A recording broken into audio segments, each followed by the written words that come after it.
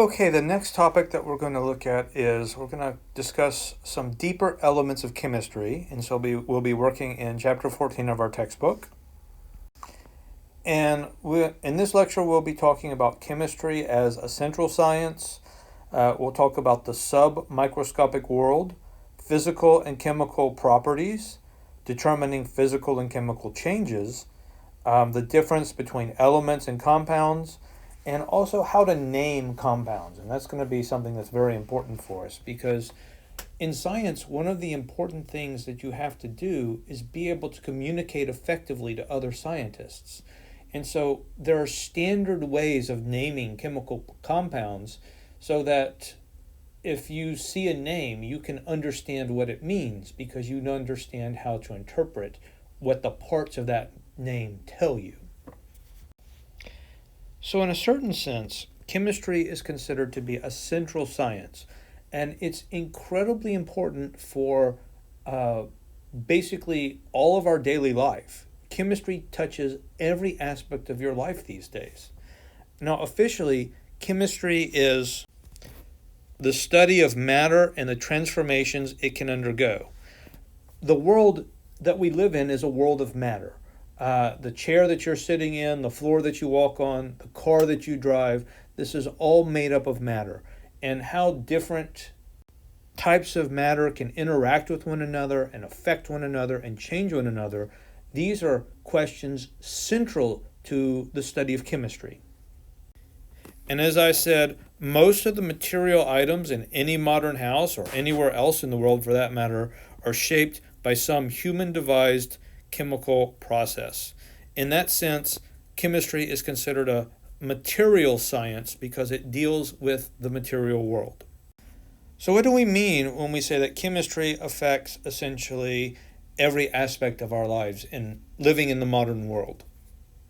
Well, here we see a photograph of a fairly nice, relatively modern-looking kitchen.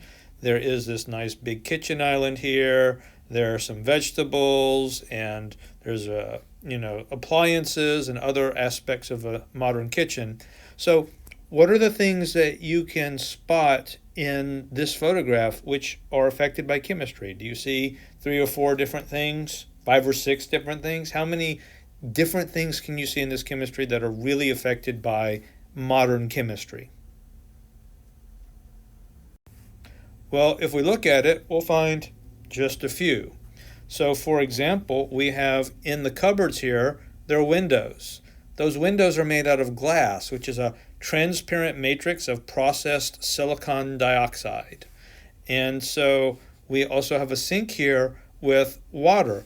And the water comes from a water plant that's treated and disinfected. Very often they add fluoride to it, which protects our teeth. And so even the water that you drink that comes out of the faucet in your home, that involves the use and applications of chemistry and different chemical processes. Here we have a coffee pot, which is listed here as a caffeine solution, which I think is kind of funny. But of course, we know that coffee is essentially a system for delivering caffeine, which makes us more awake, makes us more alert, and can possibly have other health benefits. And of course, coffee is formed via a chemical process. Here we have the material of the countertop, which is a thermoset polymer. This is a little bit of a cheat. You couldn't possibly have seen this, but they list prescription medicines, which might be stored in a refrigerator. Those prescription medicines that you take or that your parents or your grandparents might take literally to keep you alive or save your life, those are all developed by chemical processes. And speaking of the refrigerator, we have chlorofluorocarbon-free refrigeration fluids. Back in the olden days, refrigerators used a kind of a chemical called chlorofluorocarbons to create the colder temperatures to safely store food. But it turned out that those particular types of chemicals were dangerous to the environment. And so chemists had to come up with different types of chemicals that could perform the same functions, but not be damaging to the environment. And so that was a way that chemistry affects your life, because we all want to be able to have food be safe and for it to be able to last longer, but none of us want our environment to be harmed. And so it was chemistry and the work of many chemists that enabled us to develop these technologies. And that's just the left side of this slide. Over here on the right, we have electrical energy that comes from a fossil fuel or nuclear power plant. So you can see the lights that shine through the room to provide you the ability to see. Getting light to your house, that involves several different types of chemical processes. The pot here is made of a metal alloy. It's a combination of multiple metals. So again, chemistry, chemical processes. Roasting, if you're actually cooking food is a process by which chemical reactions undergo to change the food that you're eating. So again, if you want to understand how cooking works, you can't really do that at a fundamental level without understanding chemistry. This is just some of the many examples of how chemistry affects our lives, whether we understand it or not. Here's another example. Natural gas laced with odoriferous sulfur compounds. So natural gas is used to power the stove here, and obviously natural gas is something that's very flammable. And if your natural gas is leaking into your kitchen, that could be extremely dangerous, because if you come in and you light a cigarette or you have something that makes a spark, it could actually ignite the natural gas in the air. Having your kitchen or your house explode because of a natural gas leak is not a desirable thing, but there's a problem. How do you know if your gas is leaking? Because natural gas is not something that we can smell. So what do? They add sulfur-based compounds to the natural gas that we can smell. So if the gas is leaking into your kitchen, you'll be able to, when you walk into the kitchen, you'll be able to smell that natural gas and know that you need to not do anything that's going to make a spark. You need to make sure the gas is shut off, and you need to call the gas company and have them send someone out to figure out where the leak is and fix it. And of course, even the vegetables that you eat, that you buy at the grocery store, they're not untouched by chemistry, because more often than not, they're grown using chemical processes. Things, for example, making fertilizer. There are other chemical processes involved. Even getting these vegetables to your house requires transportation infrastructure. If you drive a car, that car burns gasoline. A truck that's going to deliver food is going to have gasoline burning engine. These are chemical processes. So hopefully you're starting to see chemistry really does touch every aspect of your life. It is the central science. Now, of course, in chemistry, we are very often dealing with the sub-microscopic world. And the sub-microscopic world, we're talking about things like atoms. And if I pick up a single grain of sand off of the beach, that grain of sand is going to contain about 125 million trillion atoms. What is a million trillion? Well, it's a really big number. I've written that number out. So we have 125 million would get you from there to there, because you know that there are 6 zeros in a million. And then a trillion, so here would be 1,000, million, billion, trillion. So from here to here is a trillion. So from there to there would be 125 million.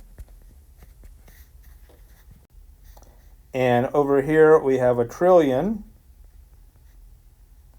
And so the whole thing adds together 125 million trillion atoms in one grain of sand. And you can see this is a really, really big number. That is a lot of atoms. And that's just in one teeny, teeny, tiny grain of sand. How many atoms would there be in an entire beach? That number would be so big, we can't even hardly conceive of it. But we can ask ourselves, so a single grain of sand does contain about 125 million trillion atoms. How many is that? I can write down a lot of zeros, but what do all those zeros really mean? Well, you've all been to the beach or maybe out on the desert and you've picked up a handful of sand. imagine you have this huge dune of sand. If you had about 250,000 of those dunes of sand and you counted up all the individual sound grains, that would give you about 125 million trillion grains of sand. And yeah, that's how many atoms are in a single grain of sand. Okay, moving on to the next topic, we're considering this sub-microscopic world which consists of atoms. And the question is, are atoms made up of molecules or are molecules made up of atoms? And the answer is, of course, the latter. We know that molecules are made up of atoms. So, for example, in some of your previous science classes, you might have learned that water is made up of H2O. And that would be 2 hydrogen atoms and then 1 oxygen atom.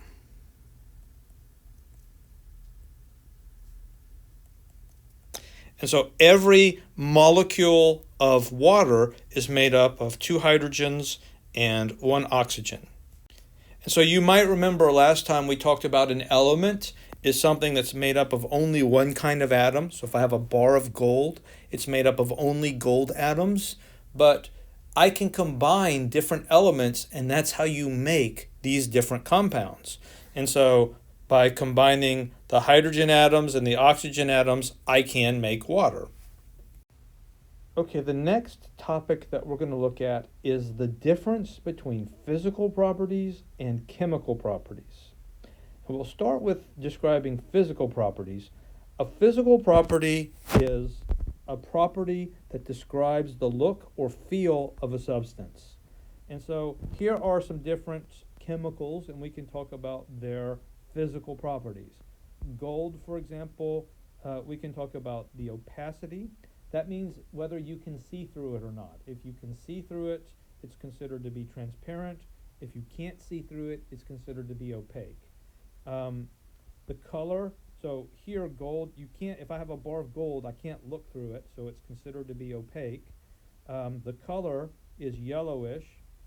At 25 degrees Celsius, its phase is solid, and its density is 19.3 grams per milliliter. Now, we have diamond here, and you might have learned previously that diamond is an arrangement of carbon atoms. So this is one of the many forms that carbon can take. And when the atoms of carbon are arranged into diamond molecules, the opacity becomes transparent. That means you can see through it. It has no color. It's colorless. And at 25 degrees Celsius, and that's about room temperature, by the way, 25 degrees Celsius, it's solid at that temperature. Its density is about 3.5 grams per milliliter. Here we have another example of water, and of course, we're ignoring the glass that contains the water. We're just talking about the water. And of course, its opacity is transparent. Water is colorless. At 25 degrees C, at room temperature, water is a liquid. It's not a solid or a gas. And its density is 1 gram per milliliter.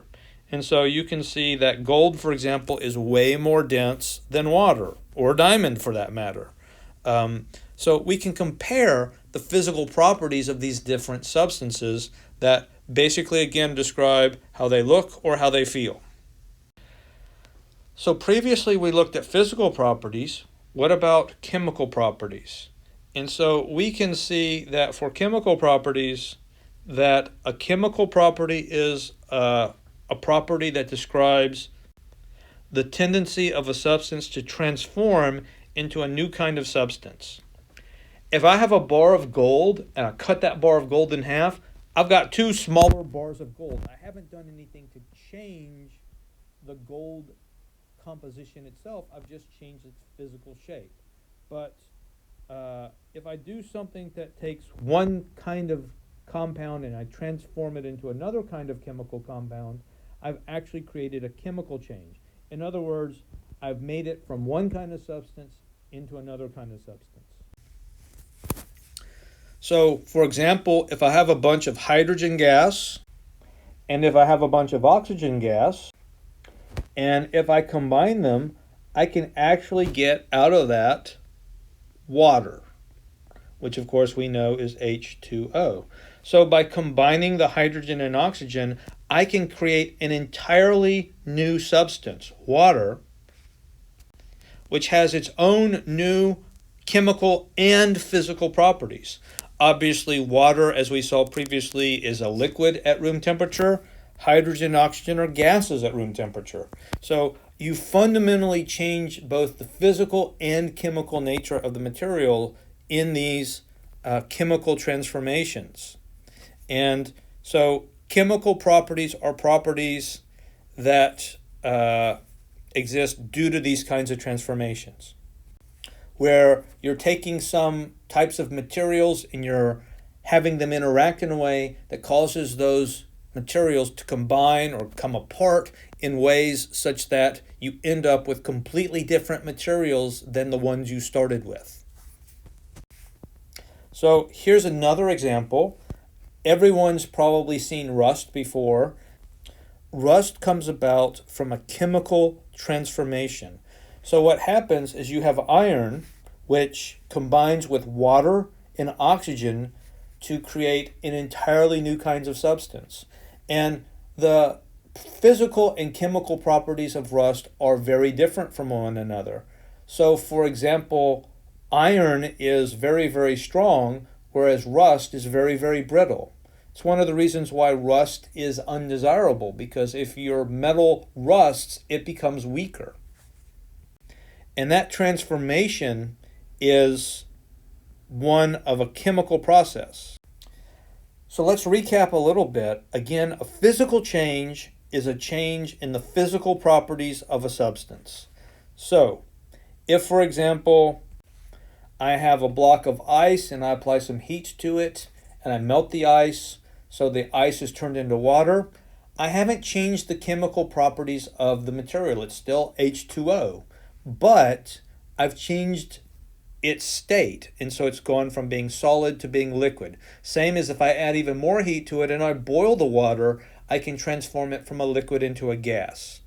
And so these are all examples of physical changes because the underlying chemical structure of the water, H2O, has not changed.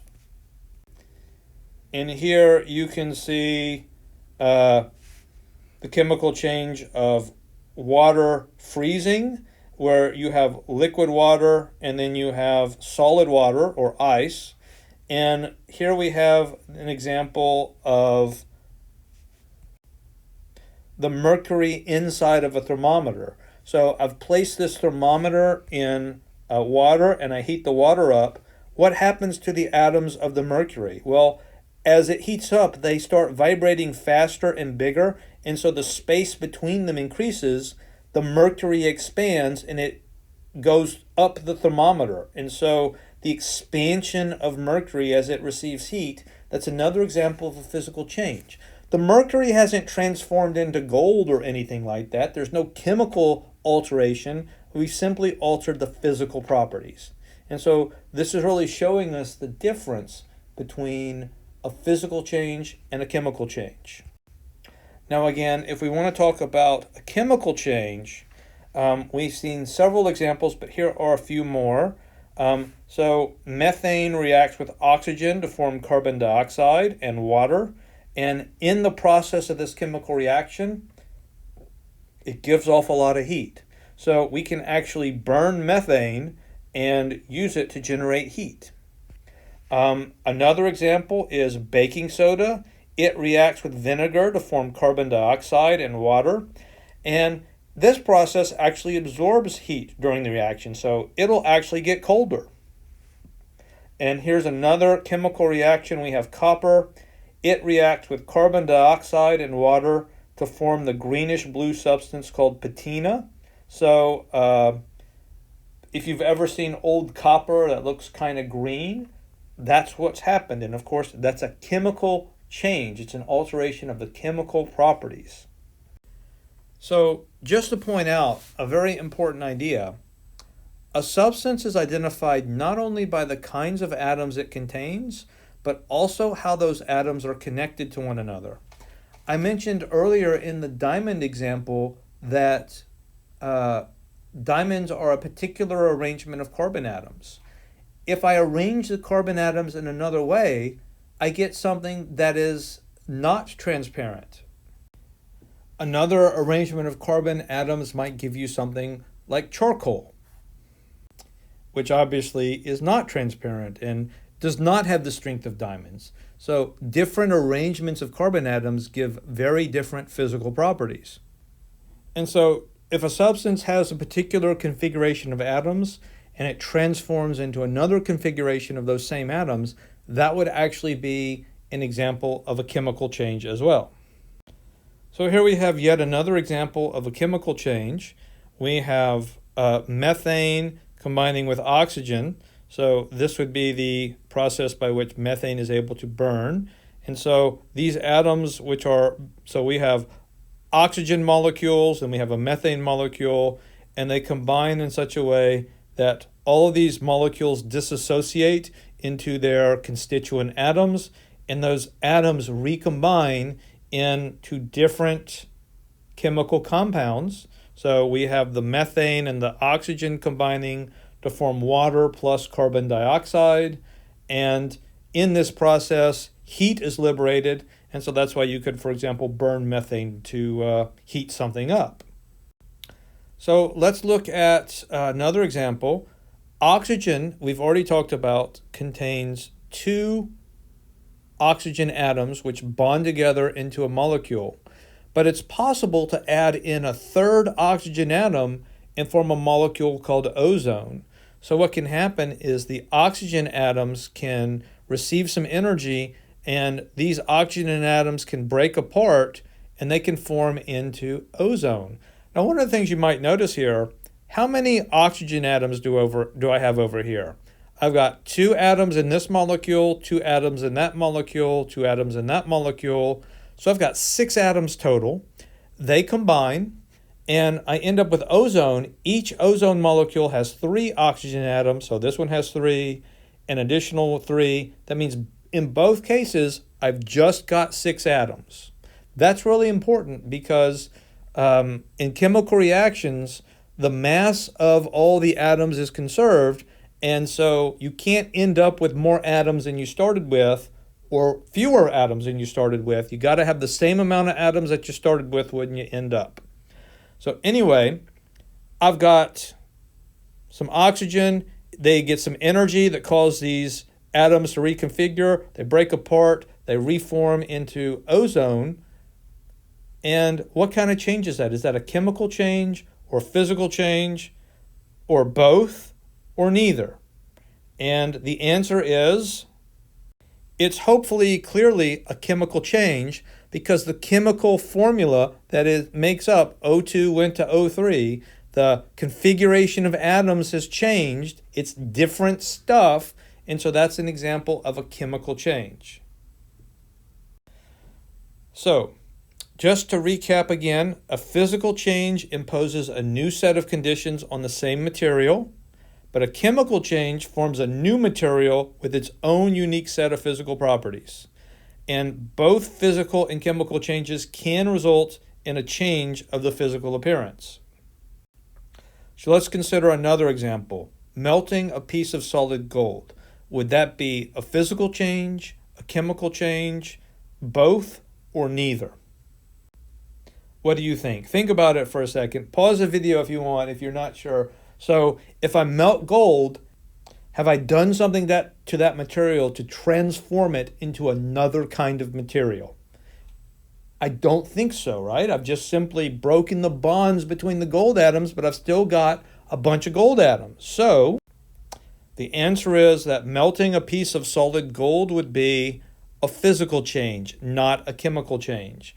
The gold is still gold, it's just now liquid instead of solid. All right, let's look at one last example in this video, and then we'll move on. What about tarnishing a piece of silver? Would that be physical, chemical, both, or neither? Now, if you don't know what it means for silver to tarnish, basically what happens is there is a chemical reaction the silver reacts with sulfur compounds in the air and forms a new chemical compound. So what would that be if a new material is formed by the interaction? Hopefully it was obvious that you're talking about a chemical change. Basically, when silver tarnishes, it transforms from pure silver, which has the chemical formula Ag, to silver sulfide, which is Ag2S.